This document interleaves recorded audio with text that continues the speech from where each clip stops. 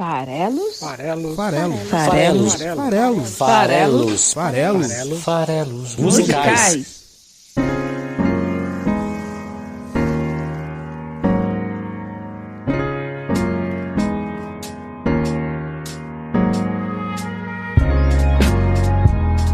Fala aí, você que gosta de música! Meu nome é Paulo Farelos e esse aqui é o Farelos Musicais, o podcast que analisa uma letra de uma canção toda quinta-feira no site esfarelado.com.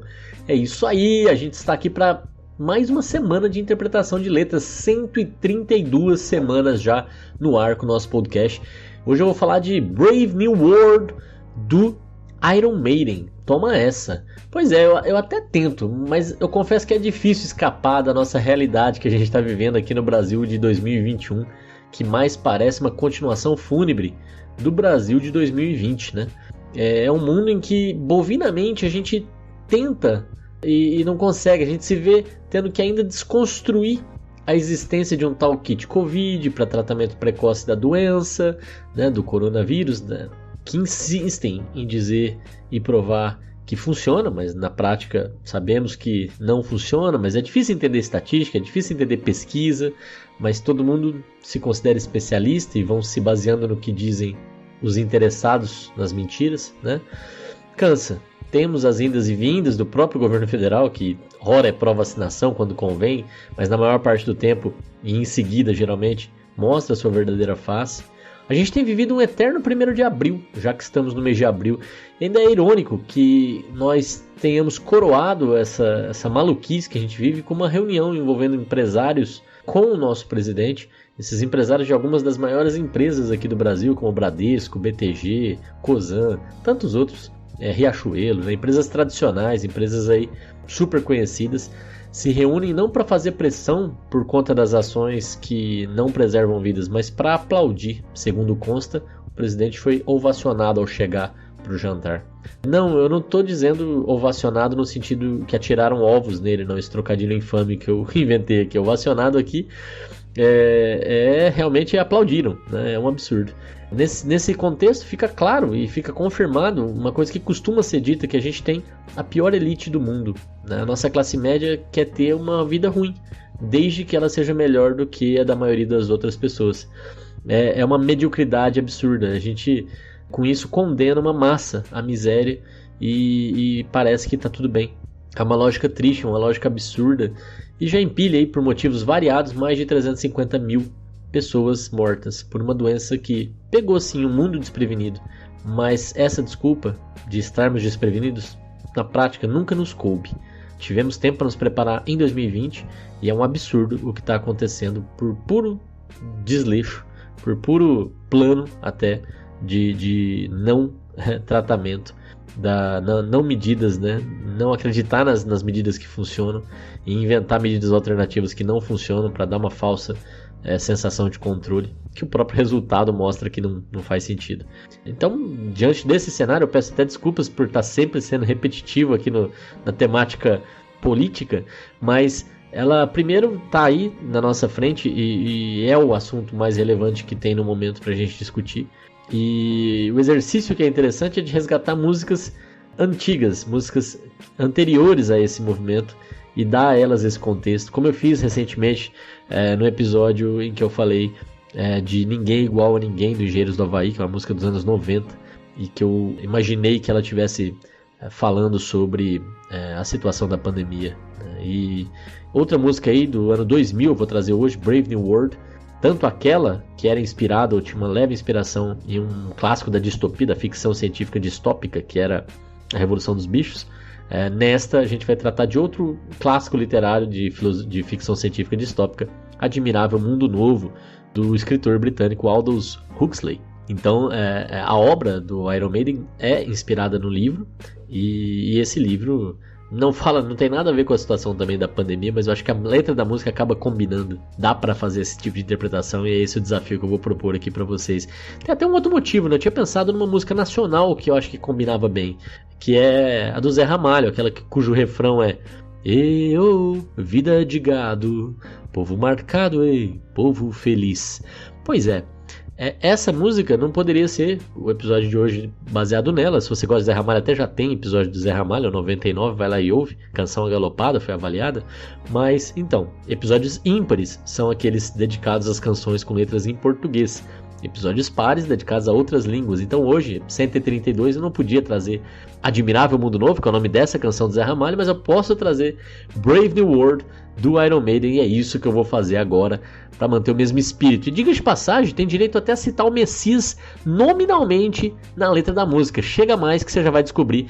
Mas antes de falar da letra, eu vou percorrer aqui um pouco da trajetória do Iron Maiden. E antes de fazer isso, eu vou falar para você que está ouvindo esse programa e que gosta de música, para você seguir o Farelos Musicais nas suas redes sociais. Então você vai entrar agora em esfarelado.com, na parte superior do site tem link para todas as nossas redes sociais. Então dá para você clicar lá no Twitter e seguir tanto o Paulo Farelos quanto o @esfarelado no Twitter. Tem lá o link pro Instagram, que é esfarelado.com.br, do Facebook, que é Esfarelado, o canal do YouTube, que é o canal Esfarelado, onde eu também publico o podcast. Tem lá o podcast publicado no Spotify. Isso eu faço questão, clica lá. Ou então procura por Farelos Musicais na seção podcast do Spotify e clique em seguir para aumentar o número de seguidores e para todo o programa aparecer lá para você ouvir toda quinta-feira, tá? No Spotify até convém te falar, já faz tempo que eu não faço esse jabá aqui, já são 132 programas, então tem música beça analisada, mais de 132, porque tem vários episódios em que a gente falou de mais de uma música. Então, se você quer uma playlist super diversificada, com de tudo um pouco, eclética, variada e com várias recomendações minhas, segue lá o Músicas Esfareladas, a playlist. Tem também link aqui no post, a playlist Músicas Esfareladas. E aí você vai ter uma playlist para você curtir. E é legal porque daí você presta atenção nas letras. Se você achar, putz, mas qual será a interpretação para essa letra? Você vem aqui e ouve o programa. Então fica a dica. E se você quiser contribuir com o projeto, entra no Padrim, nós estamos lá. Beleza? Bom, a banda inglesa Iron Maiden foi formada no meio dos anos 70 pelo baixista, que é o líder da banda, o Steve Harris.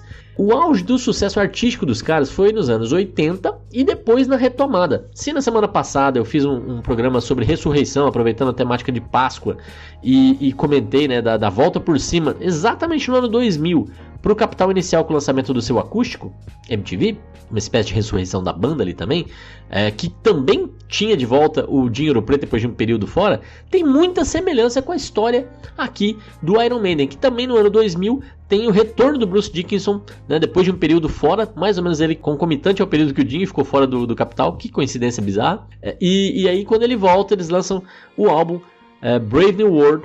E esse álbum é uma retomada do sucesso. Eles fizeram muito sucesso de lá pra cá, mas o auge mesmo artístico foi nos anos 80, onde eles lançaram 5 álbuns de enorme sucesso que definiram um pouco da assinatura, da cara da banda, né? O Bruce Dickinson, que eu tô citando aqui, também com toda a formação clássica aí do Iron Maiden, né? Não são evidentemente os únicos grandes nomes que já cantaram à frente dessa banda tão emblemática, né? Tivemos aí, inclusive o Bruce Dickinson não é nem o vocalista original, essa honra cabe ao Paul Day, que fez parte ali da banda entre 75 e 76, antes das primeiras gravações dos primeiros álbuns, mas a banda já foi constituída justamente em 75 e o Paul Day era o vocalista. Tiveram outras substituições, mas quando chegou o momento de fazer a primeira gravação realmente, quem fez os primeiros 2 álbuns do Iron Maiden foi o Paul Di'Anno, entre 78 e 81. Tanto o Bruce quanto também o guitarrista, o Adrian Smith, eles tiveram um período fora da banda, eles fazem parte da formação atual da banda e tal, que é um sexteto hoje em dia. Eu vou falar um pouco disso aqui, dessas várias trocas de nome. Tivemos outro vocalista nos anos 90, quando o Bruce saiu de novo, enfim. Vou contar um pouco dessa história, até porque, entre os fãs do Iron Maiden, costuma ter uma certa discussão quem foi o melhor vocalista da banda, né? Então o Bruce Dickinson é com certeza o principal nome, o nome mais longevo, mas tem muito fã por aí, tanto do Paul Di'Anno quanto do Blaze Bayley, que também lançou 2 álbuns com a banda durante os anos 90. O fato é que a banda já vendeu mais de 100 milhões de álbuns durante a sua rica trajetória, né? E de 40 anos já de história. Eles já fizeram mais de 2.000 shows, tem noção?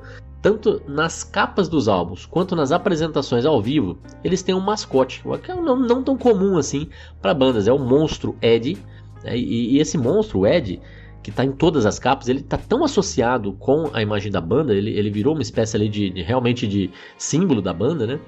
que ele é tão famoso quanto a própria banda. Ele tem até jogos de computador lançados. Algumas das capas mais icônicas dele, essas dos álbuns dos anos 80, foram feitas pelo artista Derek Riggs. Então vale a menção, mas não só, o Derek Riggs lançou vários, ele foi o principal responsável ali pelas capas mais clássicas, digamos assim, mas depois outros artistas também contribuíram e fizeram várias das capas do Iron Maiden. Inclusive a do Brave New World, que é o Ed olhando numa capa meio azulada para uma Londres futurista, tem o Derek Riggs participando, ele faz o Ed na parte de cima, mas a arte da cidade não é dele. Então é uma arte híbrida. Fato é, vamos voltar aqui então um pouco, né?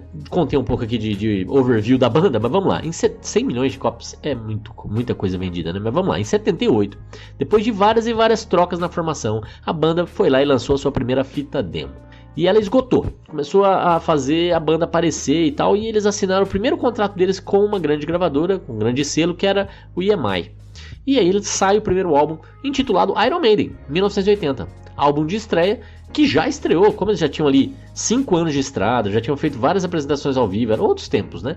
É como se hoje tivesse primeiro feito o canal do YouTube, lançado vários singles ali direto no YouTube, feito um certo sucesso, depois lança um álbum, e esse álbum já vai estrear numa parada bem colocada, já vai tocar na rádio, etc. Aconteceu com Iron. Quando eles lançaram o primeiro álbum em 80, eles já estrearam na parada britânica em 4º lugar. E esse primeiro álbum, que além da canção título, né, Iron Maiden, tem também Fantasma da Ópera, Running Free, fez sucesso, né? Confirmou um pouco o potencial que a banda tinha. E em 81 eles já lançam o seu segundo álbum, Killers, que é a estreia do guitarrista Adrian Smith e do produtor Martin Birch, que iria com eles por mais de uma década aí produzir os trabalhos da banda.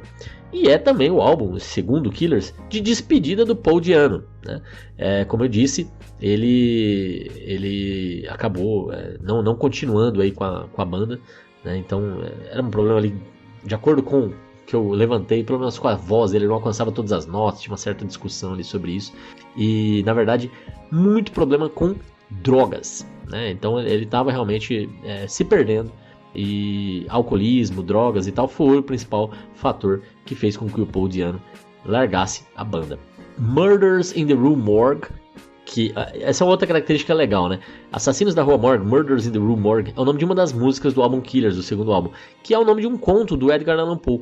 Então, tanto o episódio de hoje sobre Brave New World, que é uma canção inspirada num livro, tem várias e várias canções espalhadas por toda a discografia dos caras em que eles se inspiraram em obras literárias ou até em obras cinematográficas. Eu vou pincelar isso aqui um pouco porque é uma característica da banda. Eles exploram muito esse conceito, né, de trazer ideias que estão em outras obras para dentro das suas canções.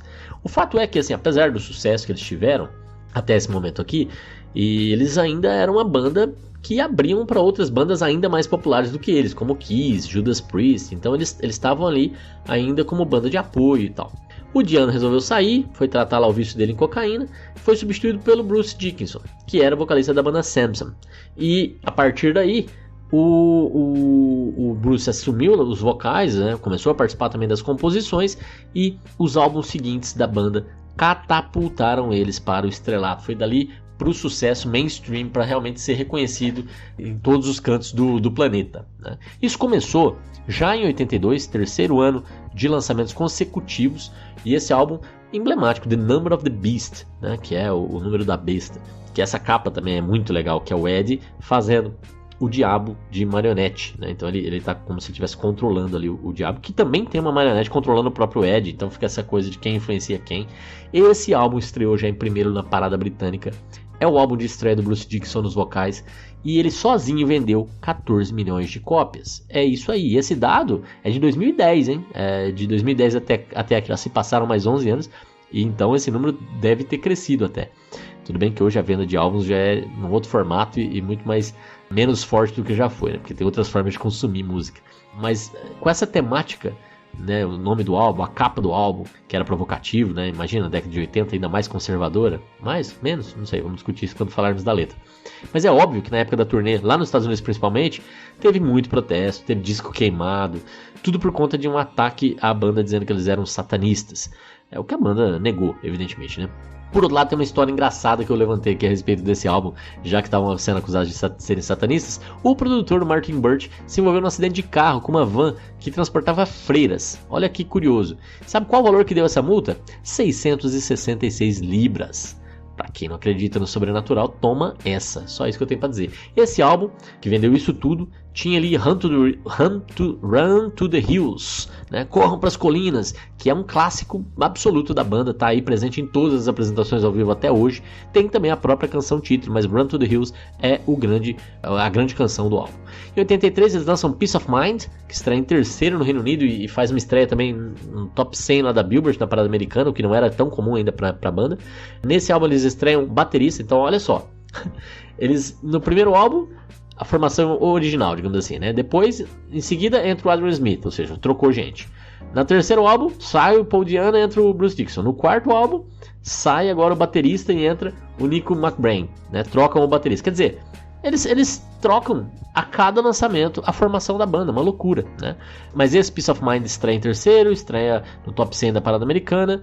E tem outra música que é um clássico absoluto, que é a música mais ouvida até agora no Spotify, que é uma coisa que eu sempre dou uma olhada aqui também, que é The Trooper. Essa música, pra mim, ela é muito assinatura da banda, sabe? Você ouve, você fala assim, não, isso aí é Iron Maiden, né? É uma música realmente que remete à banda, não tem como, mas lembrando de referências literárias, ó, por exemplo, tem Flight of Icarus, né, o voo do Ícaro. Tem, pra quem gosta de Duna, que tá pra sair filme novo lá, a obra máxima do Frank Herbert, tem uma música inspirada no Duna, que é To Tame a Land. Então, 83, Peace of Mind, grande álbum também do Iron Maiden. Em 84, de novo, no ano consecutivo, sai Power Slave, que é aquela capa linda que tem a temática de Egito Antigo, né, como umas espécies ali de esfinge com a cara do Ed. Muito legal essa capa. É a primeira vez ali que eles não mudam a formação da banda, né? Estreou em número 2 lá no Reino Unido. E tem 2 Minutes to Midnight, que é uma música também clássica da banda neste álbum de 84. Tem Aces High, tem Rime of the Ancient Mariner, que é o que? Inspirada em alguma obra literária, nesse caso, um poema do Samuel Taylor. Essa música é demais da conta também, virou uma das favoritas dos fãs. Tem só 14 minutinhos, pensa bem. É quase como se... Depois eles até entram numa fase mais progressiva, mas essa música aí, evidentemente, já tem elementos de rock progressivo. Durante muitos anos, essa foi a música mais longa da banda, né? Agora, no álbum mais recente deles, eles resolveram bater o recorde. Então, no Book of Souls, né? O álbum de 2015, eu vou chegar lá. Eles lançaram Empire of the Clouds, que tem 18 minutos, então tem 4 minutos a mais do que Ancient Mariner. Então, é uma loucura. Com o lançamento de Power Slave, continuam fazendo um sucesso gigantesco e com isso compilam seu primeiro álbum ao vivo, Live After Death, que é um registro das turnês daquela época e é um baita álbum para quem quiser conhecer Iron Maiden nessa fase inicial. É um álbum de entrada maravilhoso porque reúne o que tinha de bom. Inclusive nesse álbum, esse álbum tem os shows da época. E um desses shows foi aqui no Brasil, no primeiro Rock in Rio, onde eles tocaram na mesma noite do Queen, aquele show antológico do Queen. Também teve Iron Maiden na mesma noite. Inclusive, para quem gosta de Queen, vai lá e volta no episódio número 8, aqui do Falhas Musicais, lá no comecinho, The Show Must Go On, já foi tratado por aqui. Esse show deles no Rock in Rio foi para 300 mil pessoas. Foi a primeira vez que a banda se apresentou na América do Sul. Foi aqui no Rock in Rio, no Rio de Janeiro. Aí eles ficaram pela primeira vez um ano sem lançar álbum, né? Então, de 80, 81, 82, 83, 84, aí pararam em 85. Mas em 86 saiu Somewhere in Time, uma capa futurista também bem bacana. Foi quando eles começaram a experimentar novos elementos sonoros, sintetizador de guitarra nesse caso, que tem um álbum aí que trouxe Wasted Years, Stranger in a Strange Land e Heaven Can Wait como principais músicas. Em 88 era um momento místico, né? O 7º álbum.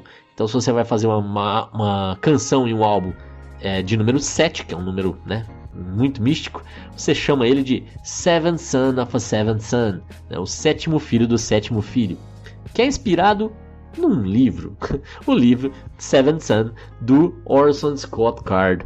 Esse Orson Scott Card, para quem curte, é um autor também de ficção científica, que escreveu, por exemplo, Ender's Game, que é aquele filme que no Brasil chamou-se O Jogo do Exterminador, aqui dessa década passada agora, tinha o Harrison Ford no elenco e tal. Esse álbum estreou em número 1 no Reino Unido, toma essa. Este álbum, ao invés dos sintetizadores de guitarra usados no álbum anterior, trouxe o elemento do teclado, veja só, trouxe novidade sonora também, mas o teclado apareceu na sonoridade aí do Iron Maiden. Principais canções Can I Play With Madness e The Evil That Men Do. Essa inclusive continua sendo tocada nos shows ao vivo até hoje. Bom, tivemos então uma paradinha, aí o 1990, o guitarrista, o Adrian Smith, que tinha entrado lá no segundo álbum, resolve sair da banda, desentendimento sobre o rumo que a banda estava tomando, porque eles decidem voltar para a sonoridade original, e o Adrian estava curtindo essa ideia de experimentações, e ele resolve vazar. Entra então no lugar dele o Yannick Gers, que era parceiro do Dickinson, no álbum solo que o Dickinson lançou nesse ano aí de 1990 também. Então o Dickinson já estava ali com umas ideias de, putz, vou experimentar coisas novas e tal, lançou o álbum Tattooed Millionaire, né, o Milionário Tatuado.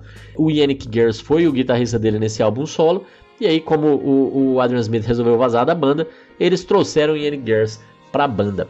E esse álbum de 90 do Iron Maiden se chama No Prayer for the Dying. Estreou em número 2 lá no Reino Unido e tinha Bring Your Daughter to the Slaughter e Holy Smoke como principais canções. Em 92, vejam vocês, vai ser o último álbum produzido pelo Martin Birch, que se despede na verdade porque ele se aposenta, não é porque ele é demitido ou qualquer coisa do tipo, não. Ele é o último trabalho dele mesmo. E este álbum pra mim também super emblemático, tem a minha música favorita da banda, que é Fear of the Dark, que também batiza o próprio álbum. É um outro álbum que estreou em número 1 no Reino Unido. O Steve Harris foi coprodutor, até porque ele ia começar a participar das produções dali pra frente. Esse álbum é bem politizado, assim, ele fala da Guerra do Golfo, Afraid to Shoot Strangers, fala de AIDS, que era um tema bem forte ali nessa época, né, com Fear is the Key.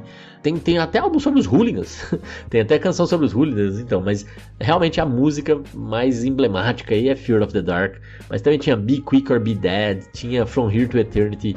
É um álbum bem legal. E marca também a despedida, até então, do Bruce Dickinson. Falou, não, vou embora, fazer carreira solo, vamos parar com isso. Teve desentendimento com o Harris, teve desentendimento com o resto da banda. E aí ele só combinou de fazer mais uns 2 álbuns lá ao vivo e vazou. Aí a banda ficou lá escolhendo quem quer substituir e tal, e chegaram no nome do Blaze Bayley, né, que entrou para lançar o 10º álbum, que também é um número mágico, hein? Se o 7º álbum é um número mágico, o 10º também é um número importante. Em 95 saiu The X Factor. X, 10 em romanos, olha que legal, que trocadilho bacana. The X Factor, 10º álbum da banda, que estreou em 8º lugar no Reino Unido. Percebe-se uma pioria, né, da posição. Foi a pior posição de estreia de um álbum deles desde 1981 com Killers. Mas até que teve críticas positivas na época. Tinha Man of the Edge, Lord of the Flies, outra adaptação literária. Tinha The Edge of Darkness, que foi inspirada no filme Apocalipse Now, que por sua vez foi inspirado no livro Heart of Darkness, O Coração das Trevas, de Joseph Conrad, que é um livraço, pra quem curte. Tinha Sign of the Cross também, que foi inspirado no livro, que também virou filme, Nome da Rosa, do Humberto Eco, enfim. Percebe como é forte, mesmo sem o Bruce Dickinson, é uma coisa muito do Steve Harris, trazer esses elementos literários para a composição da banda. Fato é que saiu o X Factor, não se deu tão bem assim. Veio em 98, eles lançaram Virtual Eleven, que estreou em 16º lugar na parada britânica e foi mal avaliado pela crítica.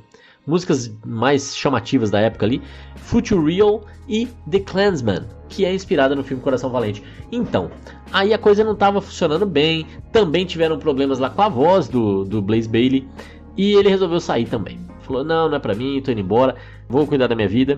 E aí teve a ideia de chamar o Dickinson de volta. E curiosamente o Adam Smith, o guitarrista lá que tinha saído também em 1990, volta junto. E como eles já tinham chamado lá o outro guitarrista quando o Adam Smith saíram, a banda virou sexteto. Toma essa, né? Então 3 guitarras e o Dickinson de volta. Essa época aí era a época que eles estavam fazendo turnê, estavam com o lançamento do jogo de computador do Ed, o mascote, o Ed Hunter, o nome do jogo. Teve lá uma compilação, saiu com o voto da galera escolhendo qual era a música, enfim, que ia fazer parte da compilação. Era um momento de retorno, mas o retorno foi realmente sacramentado, como eu já disse, com o álbum do ano 2000, Brave New World, banda virando sexteto. É o Bruce Dickinson de volta, é a parceria com um novo produtor, que é o Kevin Shirley, que entra aí e tá com eles até hoje. E Brave New World tem a canção título, que é a canção que a gente vai avaliar aqui hoje, mas também tem Wicker Man, que é outro clássico da banda, Out of the Silent Planet. é o álbum que trouxe eles de volta pro Rio, aqui no Rock in Rio de 2001. Fizeram um show para 250 mil pessoas e lançaram como show. Toma essa também, hein? Saiu o DVD do Iron Maiden no Rock in Rio. Inclusive eu tenho e é demais. Em 2003 eles lançam Dance of Death, com músicas temáticas relacionadas a grandes batalhas, como Passchendaele, que foi na Primeira Guerra, várias outras batalhas relacionadas a guerras. Inclusive esse é um álbum importante porque tem a primeira canção 100% acústica da banda, Journeyman, coisa do Dickinson também. E aí, pausando mais um pouco os lançamentos, né? Então de 2000 até 2003, 3 anos, de 2003 até 2006 para lançar um outro álbum, A Matter of Life and Death, que foi 10º lugar na parada americana, uma coisa que retomando aí o sucesso da banda, né? Temática novamente falando de guerra, falando de religião, uma coisa bem curiosa, não é todo o álbum deles que tem nomes de álbum que não são o nome de uma das canções, para promover uma das canções. Isso realmente acontece quando eles querem dar um conceito unitário para o álbum. A Matter of Life and Death, de certa forma, tem um pouco essa ideia temática, né, de falar um pouco sobre vida e morte, sobre transições. Então não tem nenhuma música que chama A Matter of Life and Death. Isso aconteceu em alguns outros casos da banda, mas tinham canções como Pilgrim, The Legacy, Reincarnation of Benjamin Brigg, enfim. Passou mais 3 anos, vieram aqui em São Paulo em 2009, fizeram um show para nada menos do que 63 mil pessoas, público até menor do que outros que eu já citei, tudo bem, mas foi o maior público da banda fora de um festival. Então olha só isso, aqui em São Paulo em 2009. Nessa época também lançaram um documentário, chegou até nos cinemas o documentário, justamente cobrindo os acontecimentos dessas turnês aí. O documentário chamava Iron Maiden Flight 666. É isso aí. Em 2010 sai o 15º álbum da banda, e o penúltimo até o momento, que muita gente acreditou ser o último, porque o Steve Harris falava que eles só iam lançar 15 álbuns e tal, chamado The Final Frontier. Foi aclamado pela crítica, foi um sucesso comercial absurdo, estreou em número 1 em nada menos do que 28 países, incluindo o próprio Reino Unido. Isso não acontecia deles estrearem primeiro no Reino Unido desde 92 com Fear of the Dark. Nos Estados Unidos, eles alcançaram a melhor posição nas paradas em todos os tempos, 4º lugar, é muita coisa.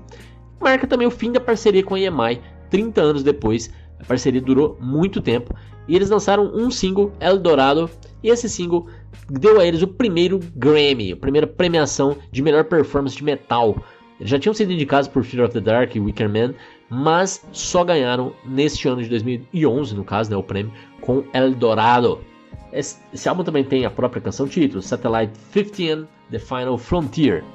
Bom, em 2015, como eu já tinha falado antes, saiu o último álbum até o momento, pelo menos, de originais, The Book of Souls. E é um álbum duplo, né? Pela primeira vez, tem 1h30 de música. Também estreou em primeiro lugar em 24 países, não é pouca coisa não, incluindo o Reino Unido de novo. Esse é o álbum que tinha Empire of the Clouds, que é a mais longa da história deles, né? Também tem Speed of Light. E o curioso aqui é que o Bruce Dickinson estava se curando de um câncer na língua. Ele precisou sarar para poder fazer a gravação. E o álbum teve que esperar para a banda sair em turnê, uma recuperação mais completa. A turnê só aconteceu no ano seguinte. Tem vários álbuns de compilação, vários álbuns ao vivo que foram lançados, que eu nem citei aqui, porque é muita coisa, né? Mas para quem curte, vale dizer que saiu agora, no ano passado, no final do ano passado, um novo álbum ao vivo deles, com um show que eles fizeram na cidade do México em 2019. São 17 canções, então tem coisa fresca para quem quer saber como é que tá a performance dos Iron Maidens, das Donzelas de Ferro, que é um instrumento de tortura, digo-se, tá? Muita gente associa com a Margaret Thatcher, né, que foi conhecida como Dama de Ferro e tal, pela política austera que ela colocou, né, de certa forma ali, o neoliberalismo na Grã-Bretanha dos anos 80, mas Iron Maiden também era o nome de um instrumento de ferro, aquela tipo sarcófago, né, no formato de um corpo com espinhos dentro, que a pessoa entrava e ela fechava lá dentro, ficava totalmente presa e se machucando lá. Enfim, um instrumento de tortura que foi usado para batizar a banda.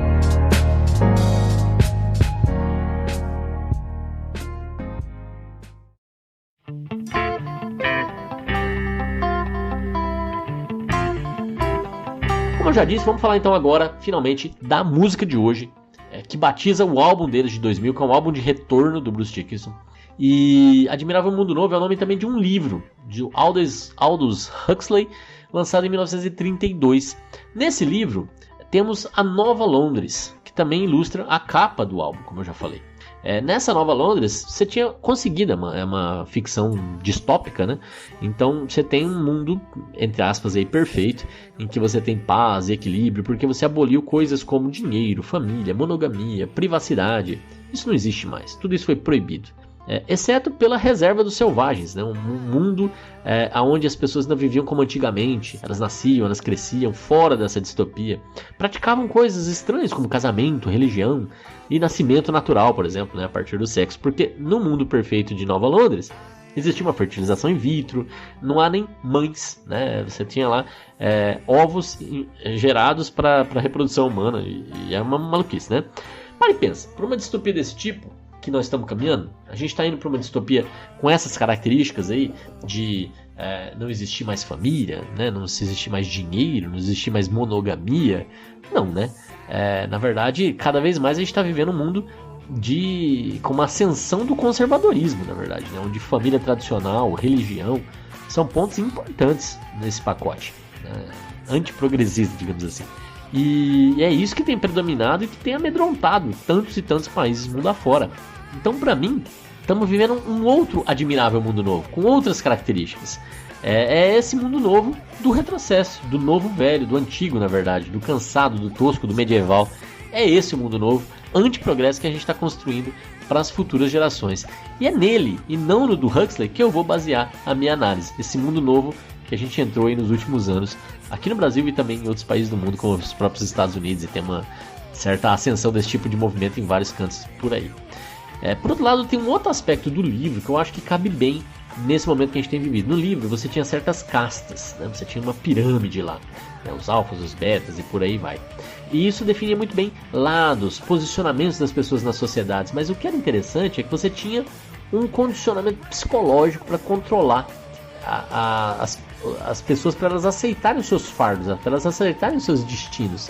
E esse tipo de controle de pensamento é algo que eu acho que hoje continua sendo feito, né? Aí com hoje o uso das redes sociais como ferramenta de comunicação para que essas ordens cheguem e sejam devidamente executadas de uma forma feliz e satisfeita, com muita paixão, né?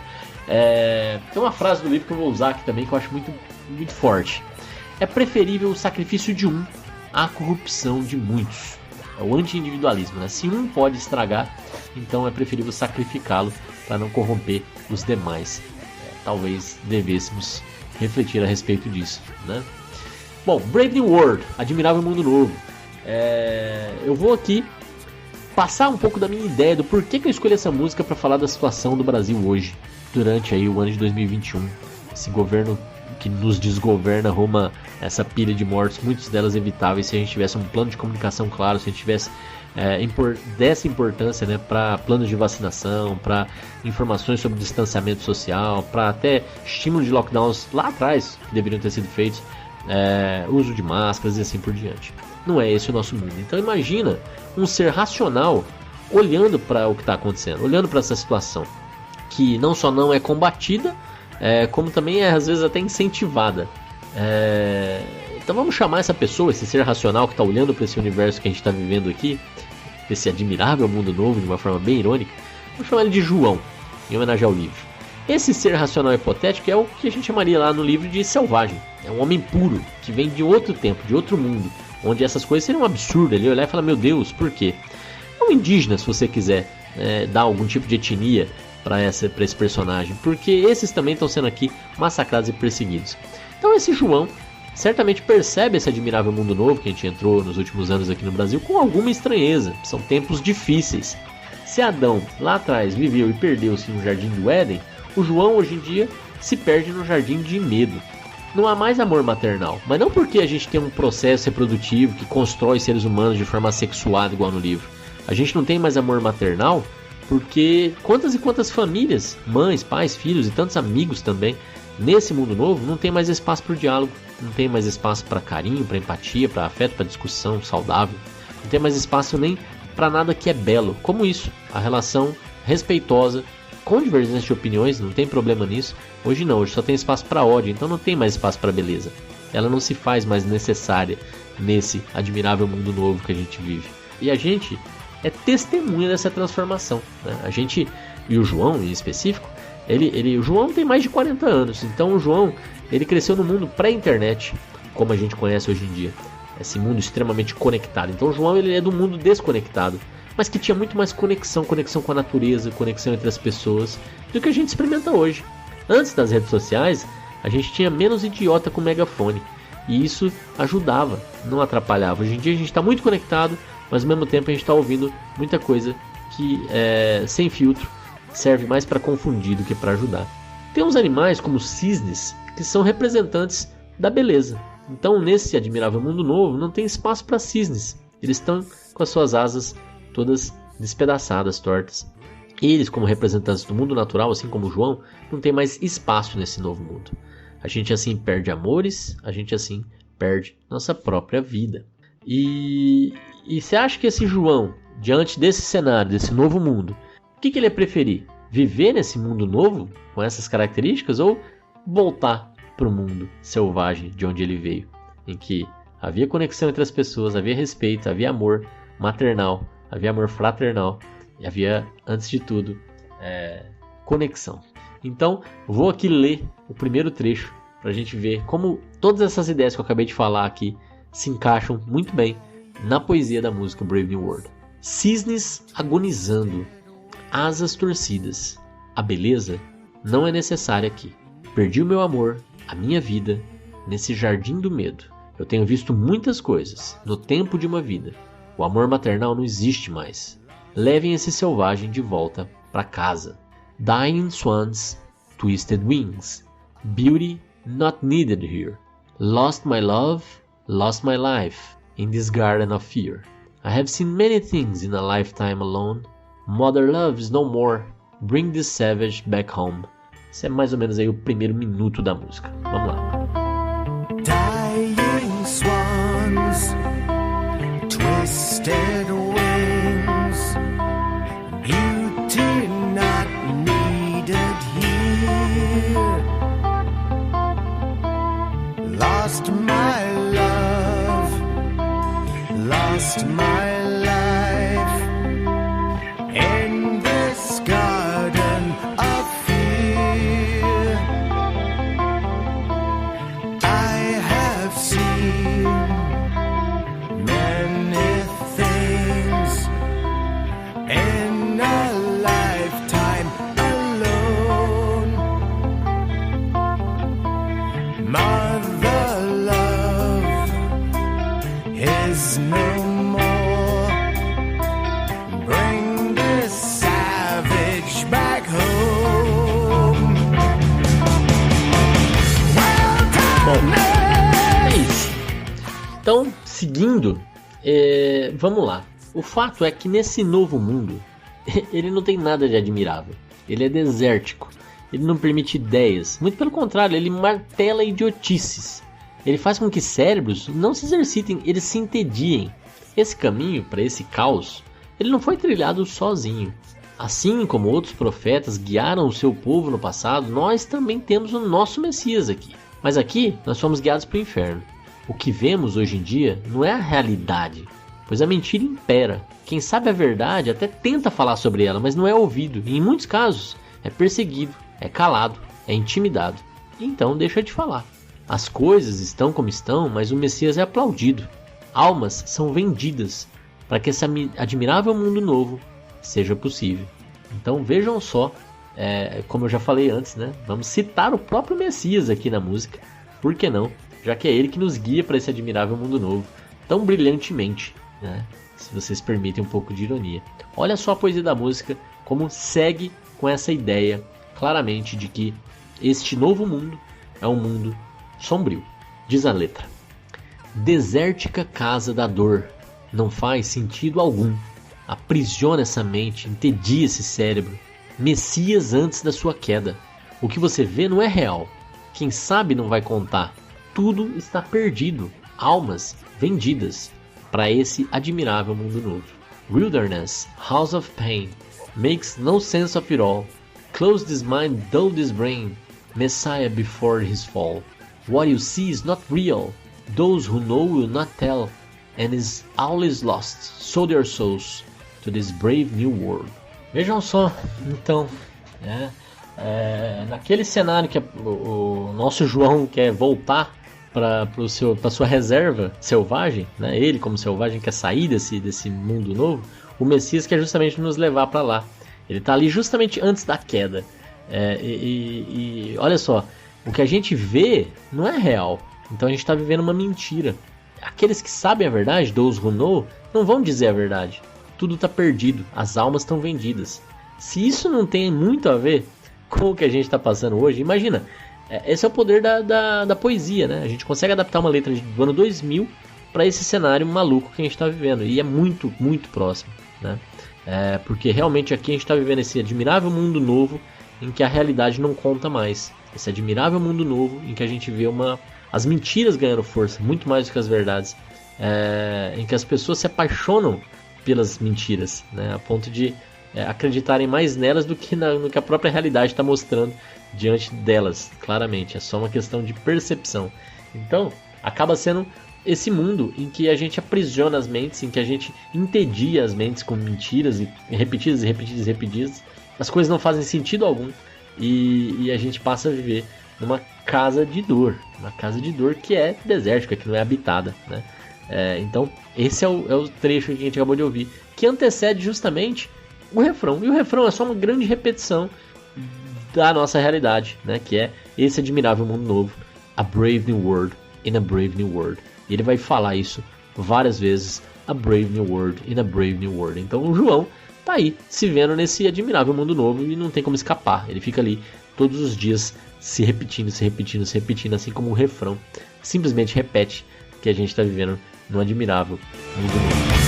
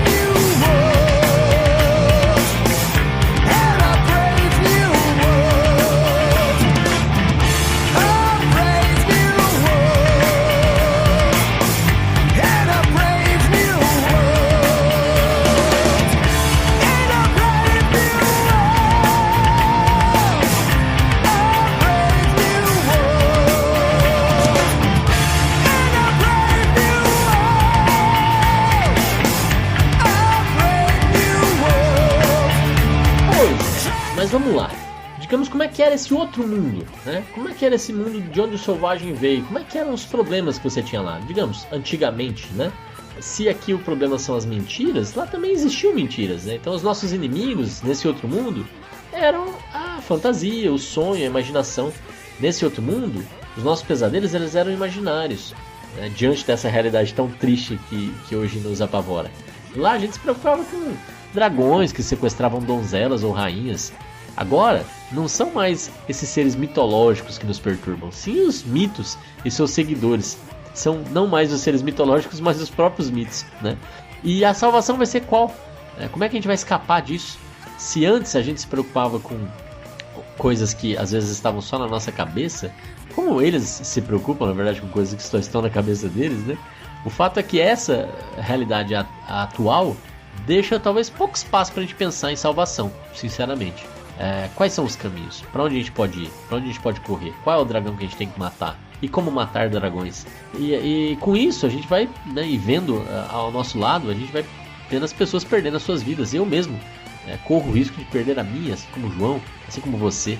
E a gente ouve cada vez menos os sons que a gente gostaria de ouvir. Os sons de panelas, por exemplo, são substituídos por risadas fúnebres. As mortes de quem ainda tenta lutar. Os gritos, eles são silenciosos. Cadê os gritos? Onde estão os gritos de desespero? Então a gente fica sem esperança. Temos um exército de zumbis, todos condenados a este admirável mundo novo. Esse admirável mundo novo, no qual a gente vê os nossos ossos sendo arrancados da nossa carne, né? Onde a gente vê que a verdade não é mais dita. A gente, apesar disso, morre de vontade de dizê-la. A gente não percebe mais, mas a gente está condenado. Esse é o trecho aqui que vamos ler agora e vamos ouvir em seguida, que diz o seguinte: dragões reis matando rainhas. Onde está a salvação agora? Eu perdi minha vida, meus sonhos, ossos arrancados da minha carne, gritos silenciosos rindo aqui, morrendo de vontade de dizer a verdade. Vocês foram programados e estão condenados a esse admirável mundo novo. Então, em inglês fica: Dragon Kings, Dying Queens, where is salvation now? Lost my life, lost my dreams, ripped the bones from my flesh. Silent screams, laughing here, dying to tell you the truth.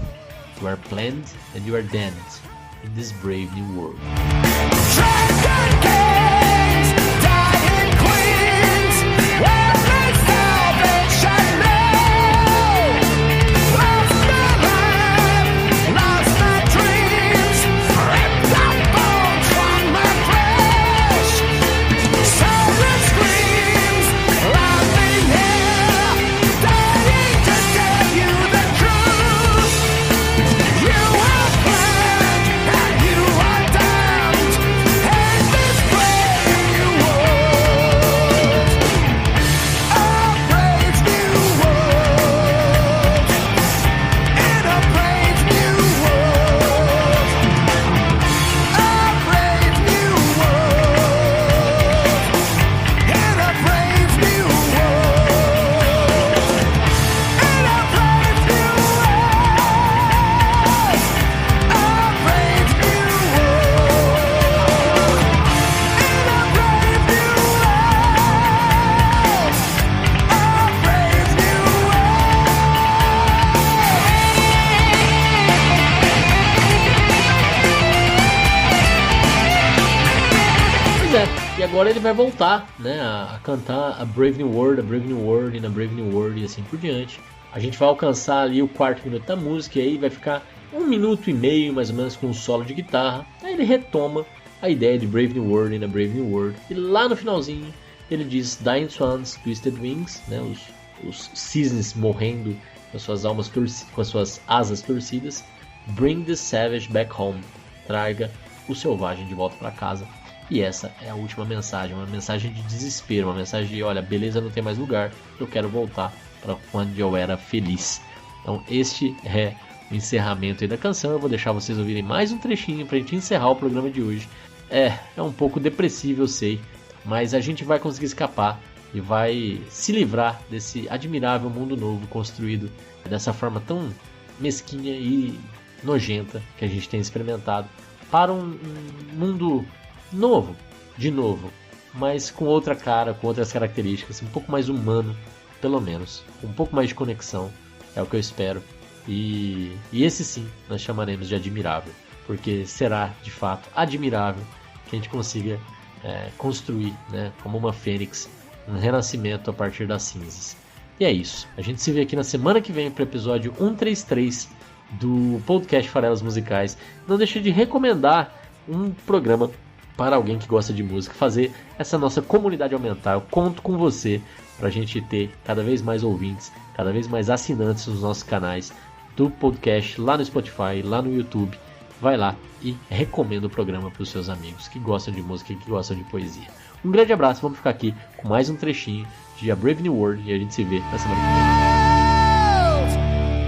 dying swans, twisted wings, bring this savage back home.